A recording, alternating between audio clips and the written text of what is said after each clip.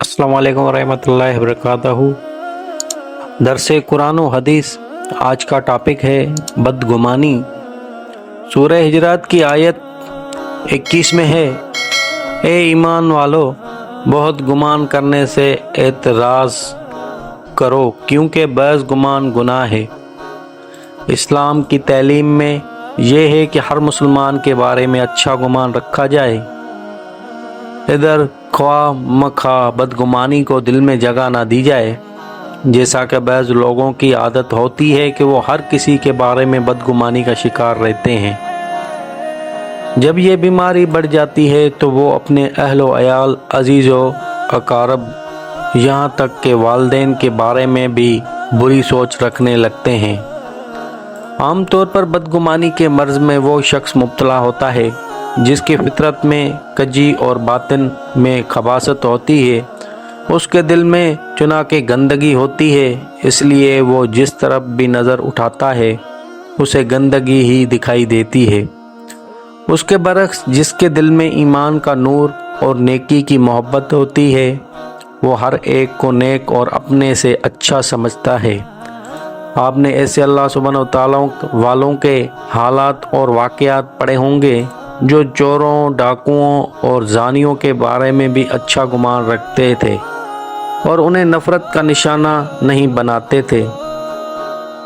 ऐसे ही हजरात थे जिनकी नज़रे मोहब्बत ने बड़े बड़े गुनाहगारों को तौबा और नेकी की राह पर डाल दिया, और जो बदगुमानी रखने वाले होते हैं वो अच्छों को भी अच्छाई की राह से हटाकर बुराई की राह पर लगा दिया करते हैं। उनके अंदर की जो गंदगी होती है वो उनकी नज़रों से, उनके चेहरे से, उनकी ज़ुबान से, गर्जी का हर उज़्वे से ज़ाहिर होती है। बदगुमानी की बीमारी की वजह से वो मुसलमान को हकीर भी समझते हैं, उसके हकूक़ अदा करने में कोताही भी करते हैं, उसकी इज़्ज़त से भी खेलते हैं और गीबत से लेकर बहुतान तराशी तक हर कबीरा गुनाह का इर्तिकाब भी करते हैं। बल्कि ऐसी मिसालें भी सामने आई हैं कि महज बदगुमानी के बिना पर दूसरे मुसलमान के खून से हाथ रंग लिए गए, और जब तहकीक की गई तो पता चला कि मकतूल का इसके सिवा कोई गुनाह न था, कि कातिल के दिल में उसके लिए बदगुमानी थी। उसने हकीकत तक पहुंचने की कोई कोशिश ना की और अपनी बदगुमानी ही को हकीकत समझकर कत्ल जैसे अजीम गुनाह का इर्तिकाब कर लिया हूँ। बदगुमानी के बहुत सारे नुकसानात ही की वजह से अहले इल्म तलकीन किया करते हैं कि किसी मुसलमान के बारे में उस वक्त तक बरगुमान रखना जायज़ नहीं जब तक कि उसकी कोई ऐसी वाज़ेह हरकत सामने ना आ जाए जिसकी तावील ना की जा सकती हो। अगर कोई सक्का और काबिल एतमाद इंसान खबर दे जिसकी तस्दीक पर हम अपने आप को मजबूर पाएं, तब हम मजबूर होंगे, क्योंकि अगर हम उस खबर को झुटलाएंगे तो गोया उस सक्का को झूठा समझने की बदगुमानी में मुब्तला हो जाएंगे। अलबत्ता इस सूरत में हमें खबर की तस्दीक करने से पहले ये तहकीक ज़रूर कर लेनी चाहिए कि कहीं उन दोनों में हसद और अदावत तो नहीं जिसकी वजह से ये साहब उनके बारे में ऐसी खबरें फैला रहे हैं।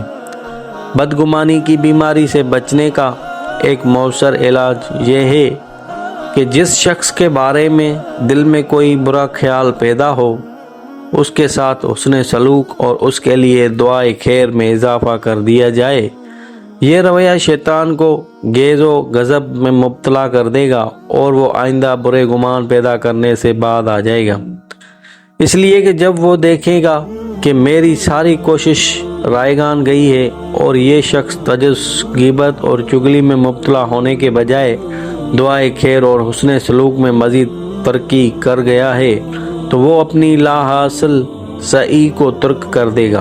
बस ऐसे सयाबक भी होते हैं जो इंसानों के अलावा खुद बारी ताला के बारे में भी बदगुमानी में मुब्तला हो जाते हैं। मिसाल के तौर पर जब वो दूसरों को सेहत, फरागत, खुशहाली और नेक औलाद जैसी नेमतों से शादां फरहान اور اپنے آپ کو ابتلاؤ کا ہدف بنا دیکھتے ہیں تو اللہ سبحانہ و تعالیٰ کے بارے میں سوچنے لگتے ہیں کہ وہ فلاں کے ساتھ اچھا اور معاوضہ اللہ سبحانہ و تعالیٰ میرے ساتھ برا سلوک کیوں کر رہا ہے۔ بدگمانی کی بے پناہ مفاسد کی وجہ سے قرآن کریم کے علاوہ حدیث نبوی میں اس سے بچنے کا حکم دیا گیا ہے۔ بخاری اور مسلم میں حضرت ابو ہریرہ رضی اللہ تعالیٰ عنہ سے روایت ہے کہ رسول پاک صلی اللہ تعالیٰ علیہ وآلہ وسلم نے فرمایا، تم بدگمانی سے بچ کر رہو کیونکہ بدگمانی سب سے جھوٹی بات ہے۔ تم دوسروں کے عیب کی ٹو میں نہ رہا کرو، نہ ایک دوسرے پر بڑھنے کی بے جا ہوس کرو، نہ آپس میں حسد رکھو، نہ بغض رکھو، اور نہ ایک دوسرے سے منہ پھیرو۔ اے اللہ سبحانہ و تعالیٰ کے بندوں، جیسا اللہ سبحانہ و تعالیٰ نے فرمایا ہے آپس میں بھائی بھائی ہو جاؤ۔ اگر کوئی شخص ایسی حالت میں ہو جس سے دوسرے کو بدگمانی کا موقع ملے تو اسے چاہیے کہ وہ اس کی بدگمانی دور کر دے تاکہ وہ بدگمانی کا شکار ہو کر گناہ میں نہ پڑے۔ اس کی مثال خود آن حضرت صلی اللہ علیہ وآلہ وسلم کی زندگی میں ہمیں مل جاتی ہے۔ ایک دفعہ آپ اعتکاف میں بیٹھے تھے، رات کو ازواج مطہرات میں سے کوئی آپ سے ملنے آئے، آپ ان کو واپس پہچاننے چلے کہ اتفاق کارہ راستے میں دو انصاری سامنے آ گئے۔ وہ آپ کو کسی عورت کے ساتھ دیکھ کر اپنے آنے کو بے موقع سمجھے اور واپس پھرنے لگے۔ آپ نے فوراً آواز دی اور فرمایا، یہ میری فلاں بیوی ہے۔ انہوں نے عرض کیا، یا رسول اللہ صلی اللہ تعالیٰ علیہ وآلہ وسلم، اگر ہمیں کسی کے ساتھ بدگمانی کرنی ہوتی تو آپ کے ساتھ کرتے۔ آپ نے فرمایا، شیطان انسان کے اندر خون کی طرح دوڑ جاتا ہے۔ شیطان کیسے انسان پر غالب آ جاتا ہے، اس کی واضح مثال ام المومنین سید عائشہ صدیقہ رضی اللہ تعالیٰ عنہ کا واقعہ ہے۔ ان سے زیادہ پاک دامن کون ہو سکتا ہے، لیکن شیطان نے بہت سے منافقین کے علاوہ بعض مخلص ایمان والوں کو بھی بدگمانی میں مبتلا کر دیا، اور وہ بھی سرور دو عالم حضرت محمد مصطفیٰ صلی اللہ تعالیٰ علیہ وآلہ وسلم کی زوجہ مطہرہ کے بارے میں وہی کچھ کہنے لگے جو کچھ منافقین کہہ رہے تھے۔ اس لیے اللہ سبحانہ و تعالیٰ نے اہل ایمان کو تنبیہ کرتے ہوئے فرمایا، جب تم نے وہ بات سنی تھی تو مومن مردوں اور عورتوں نے کیوں اپنے دلوں میں نیک گمان نہ کیا اور کیوں نہ کہا کہ یہ سری بہتان ہے۔ ساری بحث کا حاصل یہ ہے کہ بدگمانی کئی گناہوں کی بنیاد بنتی ہے، اس کا انجام بہرحال اچھا نہیں ہوتا۔ یہ منافقوں کی صفت اور پہچان ہے۔ اس کی وجہ سے بندہ اللہ سبحانہ و تعالیٰ کے غضب کا مستحق ہو جاتا ہے۔ بدگمانی سے گھرانے اور ادارے تباہ ہو جاتے ہیں۔ بدگمانی فطرت کی کجی اور باطن کی فساد کی دلیل ہے۔ یہ انسانوں کے درمیان نفرت اور عداوت کی فصل کاشت کرتی ہے۔